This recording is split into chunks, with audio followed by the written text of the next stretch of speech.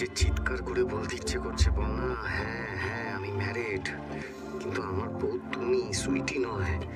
তোমার জন্য আমি আছি আর আমার জন্য তুমি। কি হলো, আবার কি ভাবতে শুরু করে দিলেন? হ্যাঁ না না, আসলে কি জানেন তো সৃজন, all good main are taken.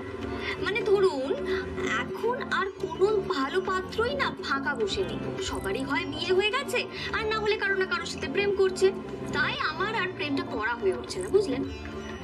এ কি যন্ত্রণায় পড়লাম। প্রেমিক স্বামী সামনে বসে আছে আর তুমি বলছো তোমার প্রেমটা হয়ে উঠছে না। কি যে করি, আগে এসব ক্ষেত্রে তো তুমিই আমাকে বুদ্ধি দিতে পার না, কিন্তু এখন ভাবলে হবে না, যেভাবেই হোক তোমার মন আমাকে পেতেই হবে না। কিন্তু কিভাবে, কে বুদ্ধি দেবে আমাকে?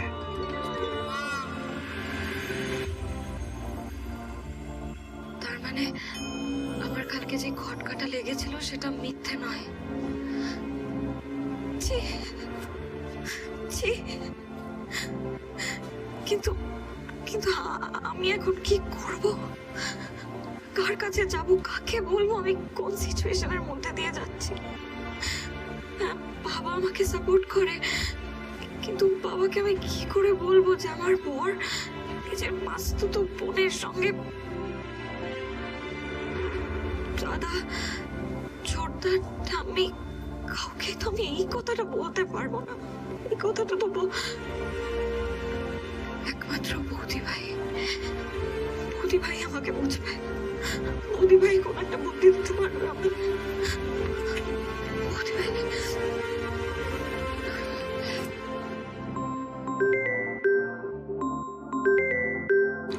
বর্ষা ফোন করছে, দেখুন কি বলছে। এ বাবা, টেনশনের চোটে বৌদি ভাইকে ফোন করে ফেললাম। ও তো নিজেই একটা মেডিকেশনের মধ্যে দিয়ে যাচ্ছে, ওর যদি মাথায় চাপ পড়ে, থাককে কেটে দি ফোনটা। যা কেটে গেল। কেটে দিল কেন বর্ষা ফোনটা? দাঁড়ান আমি একবার কল ব্যাক করে দেখি। হ্যাঁ দেখুন।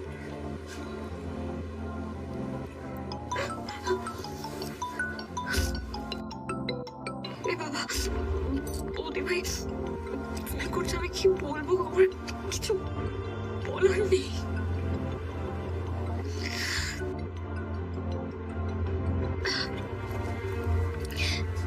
হ্যালো হ্যালো বর্ষা, তুমি ফোনটা কেটে দিলে কেন? কিছু না, হাত লেগে চলে গেছিল।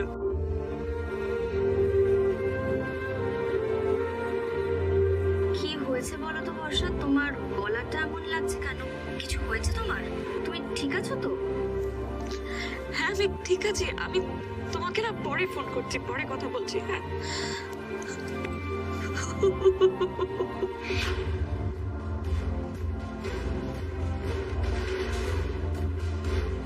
বর্ষার গলা শুনে মনে হলো না ও ঠিক আছে। কি হয়েছে বর্ষার?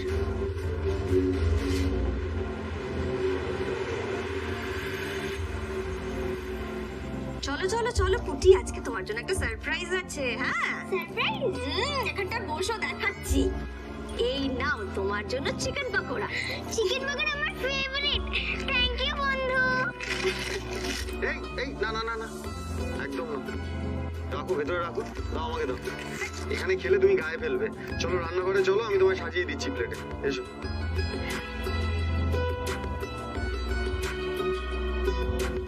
সত্যি উনি কিন্তু মানুষটা খুবই কেয়ারিং, তাই না?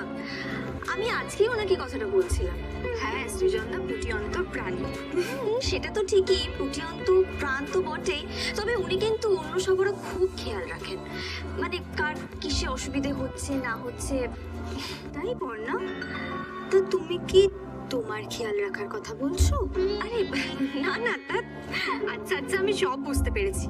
তা তোমাকে দিয়ে আসা নিয়ে আসা এখন পুরো দায়িত্বটাই সৃজনদা নিয়ে নিয়েছে, তাই তো? আরে হ্যাঁ সেটাই তো। দেখো না রুচিদি, আমি তো ওনাকে বারবার করে বারণ করলাম, কিন্তু উনি তো আমার কোনো কথাই শোনেন না। কেন বর্ণা, তোমরা যাতায়াত করো না, তোমারই ভালো লাগবে। সৃজনদা কিন্তু পার্টনার হিসেবে খুব ভালো। আচ্ছা বর্ণা, তোমরা কি ফেরার পথে কোথাও গিয়েছিলে? মানে এই যে পুটির জন্য চিকেন পাকোড়া নিয়ে এলে, তা তোমাদের পেটে কিছু পড়েছে তো? হ্যাঁ মানে ওই সৃজন আমাকে ওনার পছন্দের একটা ক্যাফেতে নিয়ে গিয়েছিলেন, অবশ্য ঠিক ক্যাফে নয়, কেবিনে। ক্যাফে হোক বা কেবিন হোক, সৃজনদা থেকে যে সৃজন হয়েছে এতে আমি খুব খুশি। রুচিদি, তুমি কিন্তু খারাপ কিছু ভেবো না, আসলে উনি আমাকে পর্ণা সৃজনদা মানুষটা কিন্তু খুব ভালো। ওই সুইটির মতো একটা ফালতু সকল প্রকার ইন্ডিয়ান সিরিয়াল সবার আগে পেতে আমাদের চ্যানেলটি সাবস্ক্রাইব করুন এবং পাশে থাকা বেল আইকনটি বাজিয়ে দিন। ধান্দাবাজি করে সুইটি সৃজনদার গলায় ঝুলে পড়েছে, সৃজনদার জীবনটা পুরো শেষ করে দিচ্ছে। মাঝে মাঝে তো সৃজনদার মাথা খারাপ হয়ে যায়, সুইটির নাম শুনলে, সুইটির কথা বললেই সৃজনদা খেপে যায়। পর্ণা, তুমি সৃজনদার জীবনে খোলা জানালার মতো। তুমি সৃজনদার জীবনে আসার পর না, সৃজনদা মন খুলে হাসছে, মন খুলে নিঃশ্বাস নিতে পারছে। পর্ণা, পারলে তুমি সৃজনদার পাশে থেকো, মানুষটা বড় একা, জানো তো।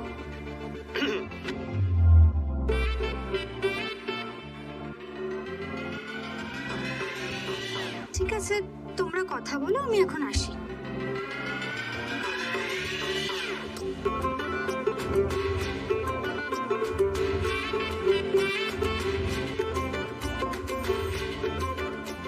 রুচি কি বললো পর্ণা? পর্ণা, সৃজনদা মানুষটা কিন্তু খুব ভালো। ওই সুইটির মতো একটা ফালতু মেয়ের জন্য না সৃজনদার জীবনটা পুরো শেষ হয়ে যাচ্ছে, আর এটাই আমরা চাইছি না। কি হলো পর্ণা, আপনি কিছু ভাবছেন? না না, ধর ওসব কিছু নয়, ওসব মেয়েলি কথা, ও শুনে আপনার কোনো কাজ নেই। আচ্ছা বেশ, তাহলে কাজের কাজ কি করতে পারি বলুন?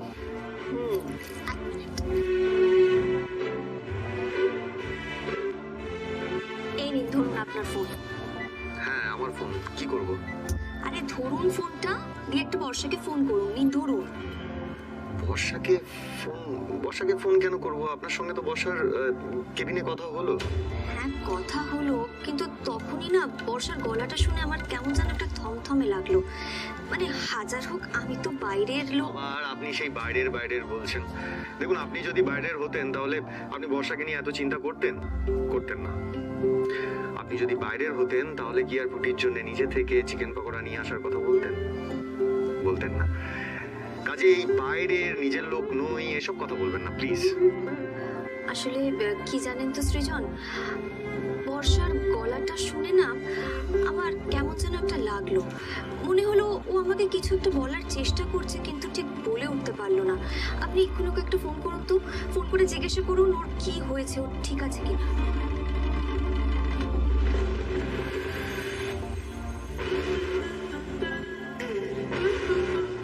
ইন্দোর কাছে শুনেছিলাম তুমি চাইনিজ খেতে ভালোবাসো, তাই ফেরার পথে তোমার জন্য চাউমিন আর চিলি ফিশ নিয়ে এসেছি। ওর না ছাই, আরে শহীদ কিন্তু একেবারে সুবিধের মেয়ে নয়। এখন থেকে না সামলালে কিন্তু তুমি বিপদে পড়বে। বিশ্বের শ্রেষ্ঠ আউলিয়া আলহাজ হজরত মাওলানা আবু জাফর ওবায়দুল্লাহ হুজুরের তদবিরে মুশকিলে আসান মিলে দীর্ঘ 14 বছরের ধ্যান সাধনার পর পেয়েছেন তদবিরের ইজাজত। ইন্দ্রজাল, মায়াজাল, মোহিনী বিদ্যা, কোক শাস্ত্র, বশীকরণ, বাজিকরণ, রাজমোহিনী, তেলেসমাতি তদবিরে নিয়ে ওবায়দুল্লাহ হুজুরের ওসিলায় ভাগ্যের পরিবর্তন ঘটান। হুজুরের দেয়া নাম্বার কেটে বিভিন্ন দেশে লটারি বিজয় হয়ে এবং ব্যবসা বাণিজ্য ও পারিবারিক সমস্যা থেকে মুক্তি পেয়ে বিপুল সংখ্যক প্রবাসী কৃতজ্ঞতা জানিয়েছে। ওবায়দুল্লাহ হুজুরের শুধুমাত্র মুখ ছবি দেখেই বলে দিতে পারেন মানুষের নানাবিধ সমস্যার কথা। দাম্পত্য কলহ, প্রেমে ব্যর্থতা, বিবাহে বাধা, যে কোনো ছেলে মেয়েকে বশ করে বিবাহ বন্ধনে আবদ্ধ হওয়া, বিদেশ যাত্রা ও লেখাপড়ায় বাধা, প্রবাসী স্ত্রীদের অনেকের কুনজর থেকে রক্ষা, জাদু বান্টনা, জিনে ধরা, বিবাহ ভীতি, মাদকাসক্তি, ক্লান্তিবোধ, শরীরে বিভিন্ন অঙ্গে ব্যথা ইত্যাদি সমস্যার উৎপত্তি কোথায়, কিসে তার সমাধান, মাত্র 30 মিনিটে জেনে নিন। বর্তমান বিজ্ঞানের যুগে আজ অনেকে তাবিজ কবজ, তন্ত্র মন্ত্র বিশ্বাস করেন না। আবার কেউ যদি তাবিজ তন্ত্র মন্ত্রের সাহায্যে কোনো বিষয়ে সফল হন, সে কথা শুনে অনেকে হাসি ঠাট্টা ও বিদ্রুপ করে। তাবিজ তন্ত্র মন্ত্র অতীতে ছিল, বর্তমানে আছে এবং ভবিষ্যতেও থাকবে। ভাই বোনে মিলে সারা সন্ধে সিনেমা দেখে ডিনার করে বাড়ি ফিরেছো, তার বদলে খাবারটা বুঝি আমার ঘুষ? মানে? মানে এটা বুঝতে খুব অসুবিধা হচ্ছে, তাহলে সোজা ভাবে বলি, মানে আমি খাবো না। কেন গো, তোমার খাবারে কি বিষ মিশিয়েছি নাকি? পথে কাঁটা সরানোর জন্য তো বিষ একটা ভালোই অস্ত্র। যাকে আমি খাবো না, ব্যাস। বাবা অর্ণব, তোর বউ দেখতে সহজ সরল হলেও কথায় তো ভালোই ঝাঁজ আছে। কেন থাকবে না? আমি তো চুরি করিনি।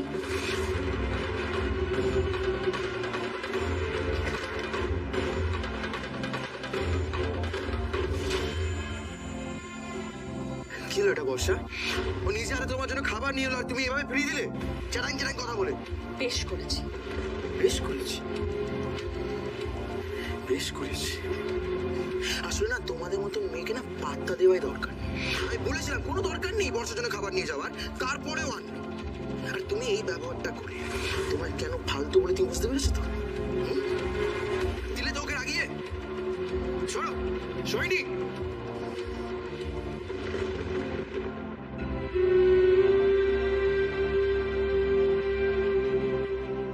আমার জাস্ট তোমায় ঘেন্না করছে অর্ণব, ঘেন্না করছে তোমায় আমার।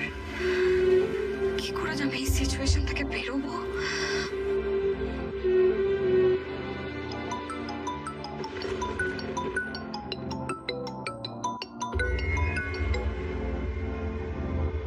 বল দাদা।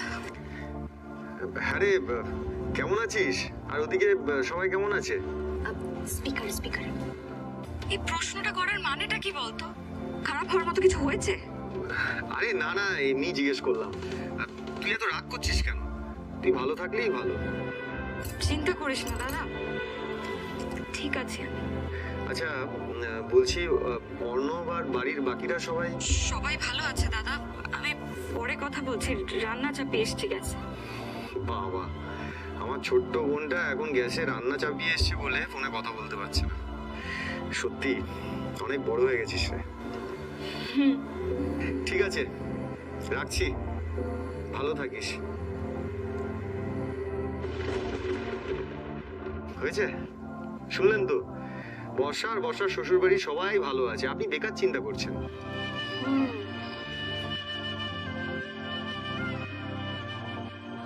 আমি ভালো নেই রে দাদা, তোর বোন ভালো নেই। অর্ণব যে নিজের মাস্তুতো বোনের সঙ্গে প্রেম করে, এটা আমি বৌদি ভাই ছাড়া আর কাউকে বলতে পারবো না। কি হলো, আপনি এখনো চিন্তা করছেন? তাহলে আসলে সৃজন, আপনাকে না আমার অন্য আরেকটা কথা বলার ছিল, ওই তখন বিকেলবেলা বলে উঠতে পারিনি। আরে বাস, এটা কি শুনছি আমি? বর্ণা আমায় প্রপোজ করবে নাকি?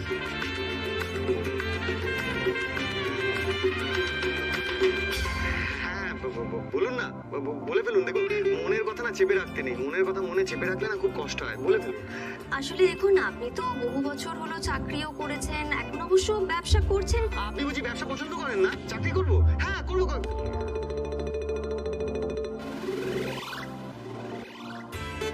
না না না না, এটা তো হওয়ার কথা নয়। অন্যায় তো আমাকে ব্যবসার জন্য। আপনি কি বিড়বিড় করছেন বলুন তো? আমার কথাটা তো পুরোটা শুনুন আগে। হ্যাঁ বলুন। আমি বলতে চাইছি যে আপনি তো বহুদিন হলো চাকরিও করেছেন, তারপরে এখন ব্যবসা করছেন, নিশ্চয়ই অনেক লোকের সঙ্গে আপনার লেনদেন হয়, দেখা সাক্ষাৎ হয়, আপনার অনেক এক্সপিরিয়েন্স। তাই আমি আমার ওই কাজের জায়গার ব্যাপারে একটা কথা আপনাকে বলতে চাই, সে বিষয়ে একটু অ্যাডভাইস চাই আপনার থেকে। সৃজন, তোকেও বলি আরি, আলোকবর্ণা দত্ত কিনা নিজে থেকে তোকে প্রপোজ করবে। একটু বেশি আশা করে ফেলেছিলিস না সৃজন? হ্যাঁ, কি অ্যাডভাইস বলুন। আসলে আমাদের ওই নিউজ লাইভ কোম্পানির যিনি চিফ এডিটর অভিমন্যু সেন, উনি আজ প্রথম দিনই ওনার কেবিনে আমাকে ডেকেছিলেন। কি করেছেন উনি? কি বলছেন জাতা, কি আবার করবেন? কিছুই করেননি।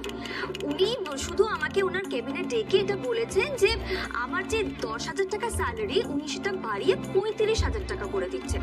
মানে দেখুন, উনি তো আমাকে চেনেন না, জানেন না, আজকে প্রথম জয়েন করেছি, আমি কি কাজ করব না করব সে আমি নিজেই জানি না, কাজই জানেন না, তো উনি হঠাৎ করে টাকাটা বাড়িয়ে দেবেন, এটা কেমন একটা লাগছে না? সেই তো, মানে প্রথম দিনই আপনার মাইনে বাড়িয়ে দিতে চাইছেন। আচ্ছা, মাইনে বাড়ানোর কারণ কি বললেন উনি? উনি কারণ বললেন যে আমার মধ্যে নাকি কোন একটা এক্স ফ্যাক্টর উনি দেখেছেন।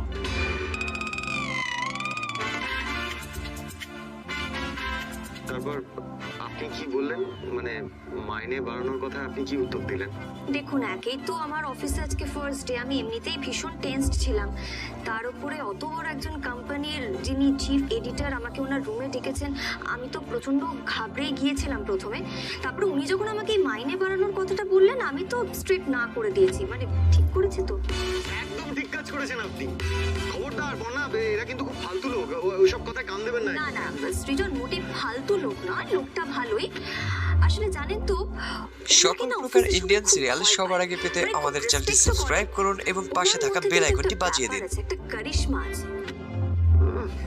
কারিশমা না কারিনা না ছাই, প্রথম দিনেই বন্যার উপরে নজর পড়ে গেছে।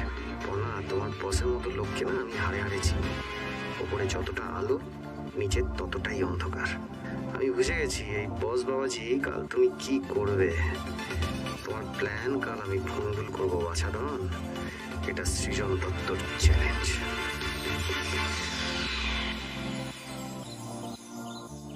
দেখো কন্যা, ফিল্ড ওয়ার্কের আগে না কয়েকটা প্রসেস থাকে, ঠিক আছে?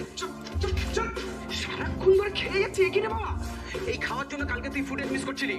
আমি কিন্তু এবার ক্যাপ্টেনকে রিপোর্ট করবো। এটা লাথি মারবি ভাই? পারবি এমন? আরে আরবো ছাড় পারবো। বল ঝন্টু। ও আচ্ছা, ঠিক আছে ঠিক আছে, আমি এক্ষুনি পাঠাচ্ছি। হ্যাঁ, স্বপ্নীল, অরিত্র, শোন, তোদেরকে না নাকতলায় যেতে হবে আবার, ঠিক আছে? হ্যাঁ হ্যাঁ, ওই সোর্স থেকে ফোন এসেছিল, বুঝলি? ওই কেসটা, ওটা সুইসাইড নয় রে, সাসপেক্টেড মার্ডার।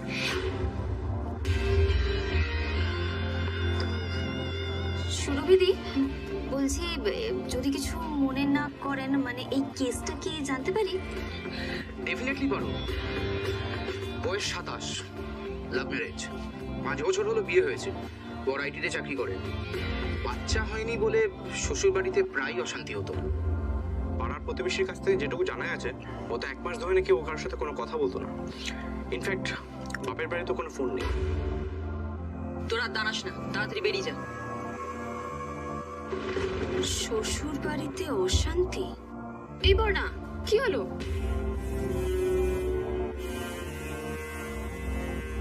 সুইসাইড হোক বা মার্ডার, ওই মেয়েগুলোর বাড়ির লোকেদের দেখলে না আমি জাস্ট অবাক হয়ে যাই।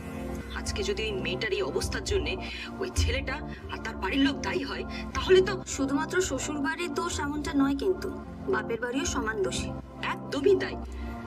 তুমি অন্যের কথা নিয়ে বাদই দাও। আজকে যদি আমার কথাই বলি, আজ যদি আমার বাবা মা আমাকে সাপোর্ট না করতো, তাহলে তুতুলকে নিয়ে ওই রকম একটা টক্সিক ম্যারেজ লাইফ থেকে আমি কোনোদিনও বেরিয়ে আসতে পারতাম না, আর না কোনোদিনও এরকম একটা লিডিং নিউজ চ্যানেলে চিফ রিপোর্টারের কাজ করতে পারতাম। সুরভিদি, আপনি সিঙ্গেল মাদার? হ্যাঁ গো, খুব প্রাউডলি। আচ্ছা শোনো, তোমরা না আজকে বেরিয়ে যাও, বুঝলে? আমার লাঞ্চের পর একটা অন্য কাজ আছে। ওকে। হ্যালো। বিশ্বের শ্রেষ্ঠ আউলিয়া আলহাজ হজরত মাওলানা আবু জাফর ওবায়দুল্লাহ হুজুরের তদবিরে মুশকিলে আসান মিলে দীর্ঘ 14 বছরের ধ্যান সাধনার পর পেয়েছেন তদবিরের ইজাজত। ইন্দ্রজাল, মায়াজাল, মোহিনী বিদ্যা, কোক শাস্ত্র, বশীকরণ, বাজিকরণ, রাজমোহিনী, তিলেসমাতি তদবিরে নিয়ে ওবায়দুল্লাহ হুজুরের ওসিলায় ভাগ্যের পরিবর্তন ঘটান। হুজুরের দেয়া নাম্বার কেটে বিভিন্ন দেশে লটারি বিজয়ী হয়ে এবং ব্যবসা বাণিজ্য ও পারিবারিক সমস্যা থেকে মুক্তি পেয়ে বিপুল সংখ্যক প্রবাসী কৃতজ্ঞতা জানিয়েছে। ওবায়দুল্লাহ হুজুরের শুধুমাত্র মুখ ছবি দেখে বলে দিতে পারেন মানুষের নানাবিধ সমস্যার কথা। দাম্পত্য কলহ, প্রেমে ব্যর্থতা, বিবাহে বাধা, যে কোনো ছেলে মেয়েকে বশ করে বিবাহ বন্ধনে আবদ্ধ হওয়া, বিদেশ যাত্রা ও লেখাপড়ায় বাধা, প্রবাসী স্ত্রীদের অনেকের কুনজর থেকে রক্ষা, জাদু বান্টনা, জিনে ধরা, বিবাহ ভীতি, মাদকাসক্তি, ক্লান্তিবোধ, শরীরে বিভিন্ন অঙ্গে ব্যথা ইত্যাদি সমস্যার উৎপত্তি কোথায়, কিসে তার সমাধান মাত্র 30 মিনিটে জেনে নিন। বর্তমান বিজ্ঞানের যুগে আজ অনেকে তাবিজ কবজ তন্ত্র মন্ত্র বিশ্বাস করেন না। আবার কেউ যদি তাবিজ তন্ত্র মন্ত্রের সাহায্যে কোনো বিষয়ে সফল হন, সে কথা শুনে অনেকে হাসি ঠাট্টা ও বিদ্রূপ করে। তাবিজ তন্ত্র মন্ত্র অতীতে ছিল, বর্তমানে আছে এবং ভবিষ্যতেও থাকবে। হ্যাঁ, সুরভি দত্ত ফ্রম লাইভ নিউজ। বর্ষা আজকে দিনটা বরং থেকেই যাও। না, ওকে আটকানোর কোনো দরকার নেই। তুই বর্ষা উপরে যা, গিয়ে ব্যাগটা গোছা যা। হ্যালো বর্ষা, তুমি ফোনটা কেটে দিলে কেন? কিছু না, হাত লেগে চলে গেছিল। কি হয়েছে বলো তো বর্ষা, তোমার গলাটা এমন লাগছে কেন? কিছু হয়েছে তোমার? আমি তোমাকে না পরে ফোন করছি, পরে কথা বলছি। হ্যাঁ, বর্ষাকে কি আরো একবার ফোন করে দেখবো? কিন্তু বারবার ফোন করলে ও যদি বিরক্ত হয়। দিদি, আপনাকে ক্যাপ্টেন একটু ডাকছেন। শাইনি, শোনো না, বলছি অভিমন্যু বাবু আমাকে আবার ওনার কেবিনে ডাকছেন। কেন বলো তো বারবার ডাকছেন? এবার কিন্তু আমার বেশ ভয় করছে। নাটক করো না তো পড়না, এতে ভয় পাওয়ার কি আছে? এমন ভান করছো যেন ক্যাপ্টেন তোমাকে নিজে ডেকেছে। আরে বাবা, ইন্টার্ন হিসেবে তোমাকে বেশি বেশি প্রায়োরিটি দিচ্ছে, এটাও তোমার পছন্দ নয়? তুমি বুঝতে পারছো না বিষয়টা। দেখো, এভাবে বারবার করে ডাকা সেটা তো ভালো নাও হতে পারে, মানে এটা তো এলামিকও হতে পারে, তাই না? যদি কোনো ভুল। কাজ তো শুরুই করোনি, ভুল টিকেট কি আছে শুনি? আর কেবিনে এরম ভাবে বস ডাকলে এসব কথা বলতে হয়, সেটাও আমি খুব ভালো করেই জানি। আরে শাইনি,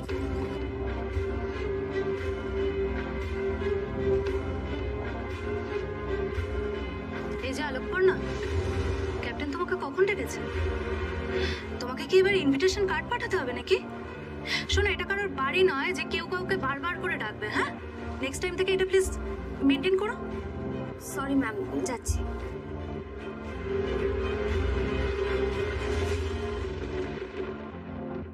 আসতে পারি স্যার?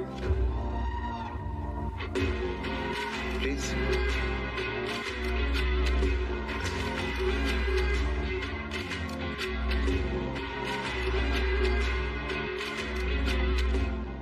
কি ব্যাপার, 2 দিন হয়ে গেল এখনো স্যার থেকে অভিমন্যু হলো না? বলুন স্যার, কেন ডেকেছিলেন? বাহ, বেশ জেদও আছে দেখছি মেয়েটার। নিজের স্যার বলবে বলে ঠিক করেছে, তাই আমি বলার পরেও। ফাইন, ওকে। তোমার তো আজ হাফ ডে, তাই তো? হ্যাঁ, ওই সুরভি দি বললেন যে ওনার নাকি লাঞ্চের পরে অন্য একটা কাজ আছে। I know. বলছি আলোকপর না, আমারও কাজ হয়ে গেছে, একসাথে লাঞ্চে গেলে কেমন হয়?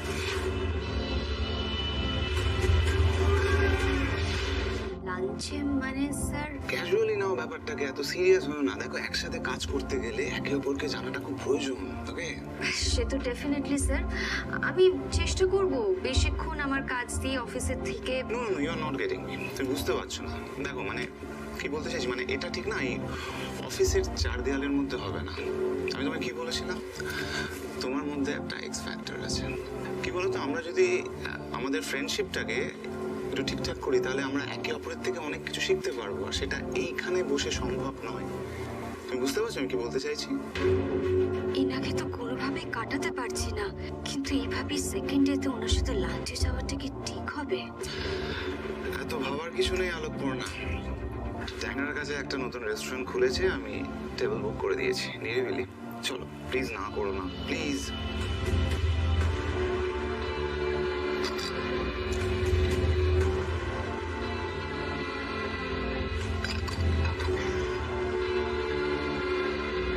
আলোকপূর্ণা, অভিমন্যু সেন কিন্তু সবার সাথে লাঞ্চে যায় না। তোমার মধ্যে আমি সেই স্পার্কটা দেখতে পেয়েছি, আমি চাই সেটাকে আরো যাতে তুমি এনহ্যান্স করতে পারো, তাই আমি তোমাকে অফারটা করলাম, ওকে? কি যে করি এবার? চবু দাদা গো, কিছু একটা উপায় তো করো। Let's go আলোকপূর্ণা।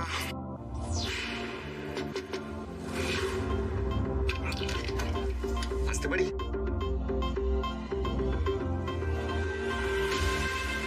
হ্যালো।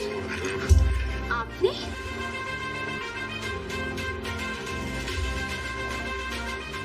আপনি কি ব্যাপার? এই যে লাঞ্চ পড়ানোর জন্য।